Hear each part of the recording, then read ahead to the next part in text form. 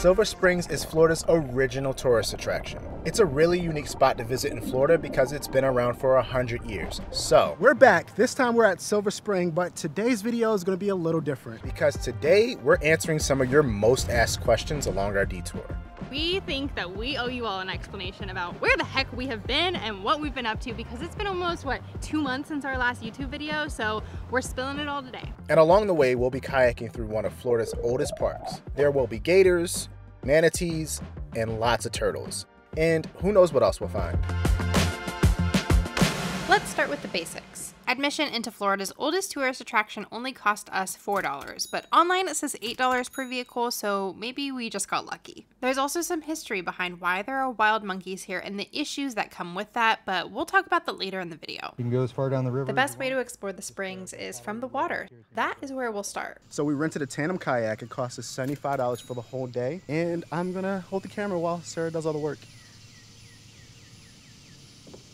Joke's on you, I'm filming real. Joke's on me, she's not doing any work either.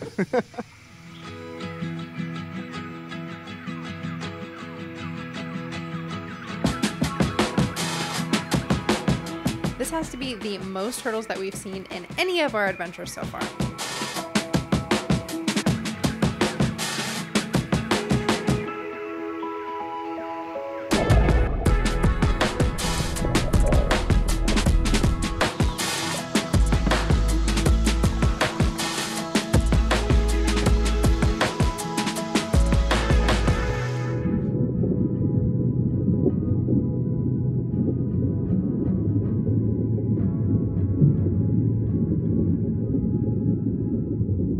The water here is so clear and there are some huge fish. I'm not sure what they are, but they look like a deep blue, almost like a gray blue. I'm secretly hoping we might see some gators. We've lived here almost a year and I have not seen a gator in the wild yet, so we shall see. And I think we came at the perfect time. We came here right when it opened. It is a Friday. I was a little worried about it being busy, but I think getting here early is the key.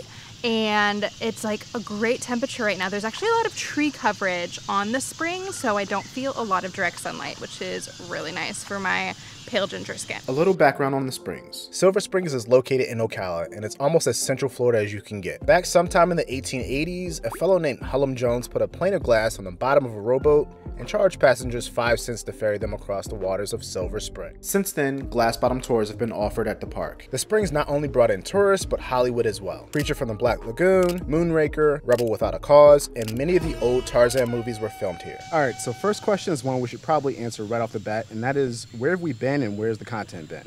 So let me just say, sorry for all the mystery. We have been a little MIA, but there's a big reason for that, and that is because we've been working on a major project. Now, they've asked us not to go into a lot of detail about that, but basically, we're making a TV show. And what I mean by that is we are the stars. We're filming it, editing it, we're doing the graphics, we're basically producing it. We're a one-man crew for this, two-man crew. One man, one woman. One man and one woman. So it's a lot that's going into this, and obviously it's taking up a lot of our time. Also, it doesn't help that Sarah just got her wisdom teeth taken out. Subscribe to our YouTube channel. And not gonna lie, this project has kicked my a little bit. It's not that it's more challenging than what our normal YouTube videos are. It's just that there's a lot more that goes into it, and there's a lot more that goes into the planning of it. And it's 3 times the length.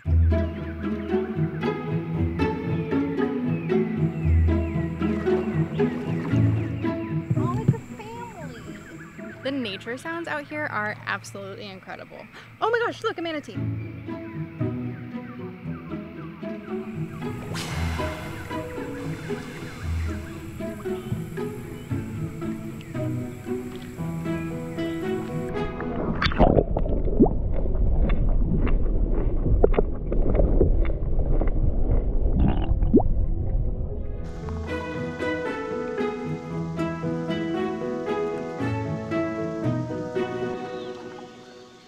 So we did get a question from one of you if we are going to be doing any of our classic food tour, beer tours in other countries, which is a great segue into a huge announcement that we have. This October, we are going to be jetting off on a one-way flight to Southeast Asia for an undetermined amount of time. That's right, we are finally taking this little travel biz full-time for the both of us. I'm going to be finally leaving my full-time job, which is very exciting. We are going to be flying into Bangkok, and that's pretty much all we know. We want to travel very, very slowly. We want to really get to know a place that we're visiting so we can create the best content to deliver to you all. We want to get to know the people, the food, the culture, the issue that you might run into traveling there, how to get there, budget travel. This is definitely going to be a budget travel trip because we're still small. So, you know, we don't have a lot of dough rolling in. Very exciting. This has been literally 3 years in the making. This has kind of been the whole point of what we're wanting to do, and now it's finally coming to fruition. But make sure you're following us on Instagram or TikTok or both, because we are sharing a lot of behind the scenes leading up to this trip, and it's just a great way to stay up to date on what we're doing. So to answer the question, yes, there will be food tours and beer tours coming, but they're going to be a little bit different. They're going to be a lot more of us finding things along the way rather than compiling a list of top places to eat or drink in a certain area. There's a few reasons for this. One, we are going to be full-blown tourists, and we are not going to pretend like we're going to be experts on an area that we're just traveling to. Also, I know you guys love the food tours, but what doesn't love the food tours is my waistline and our wallets.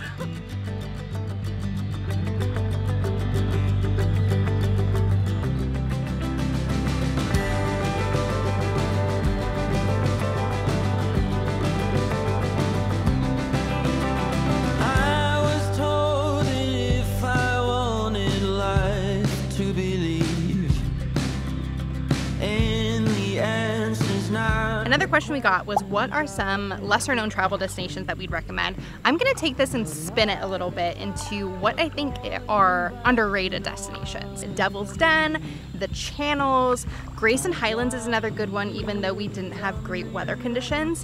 One that we did not get to see was, it's the sand one, do you remember? We'll put a picture of it up. And another one that I always refer back to is Pittsburgh. I had such an amazing time in Pittsburgh, and I think our expectations were pretty blank going into it, and it was an amazing city with a lot to do, but we both had an amazing time in Pittsburgh. It's called Cumberland Gap National Park, and it's the sand caves there.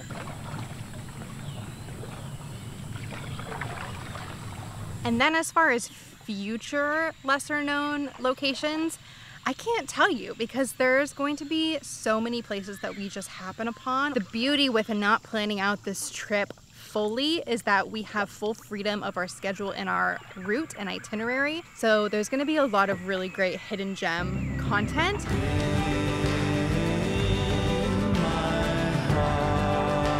What was your kayak experience? Kayaking was great. My arms are very tired. The route we chose was the longer of the routes, where there's no turnaround point. It's not a loop, so we ended up having to turn around when we were like ready, and then the whole entire way back was upstream. By the way, if you come here, you might see a population of wild monkeys, but their presence here isn't necessarily a good thing. Here's why. I did some quick searching on the internet, and here's what I found. Florida's primate problem began in 1938, when a tour boat operator known as Colonel Tooney released 6 rhesus macaques here with the intention to create a Tarzan-themed attraction. He didn't realize the monkeys could swim, and they escaped. So naturally, he bought 6 more to replace them, and they escaped too. For the most part, the primate invaders are pretty harmless, though the monkeys do occasionally frighten people. The real problem probably isn't the number of monkeys, but the fact that they carry a form of herpes deadly to humans. However, the odds of catching herpes from them are really, really low. They didn't choose to come here, so just like with any wild animal, don't feed them and don't irritate them when you see them.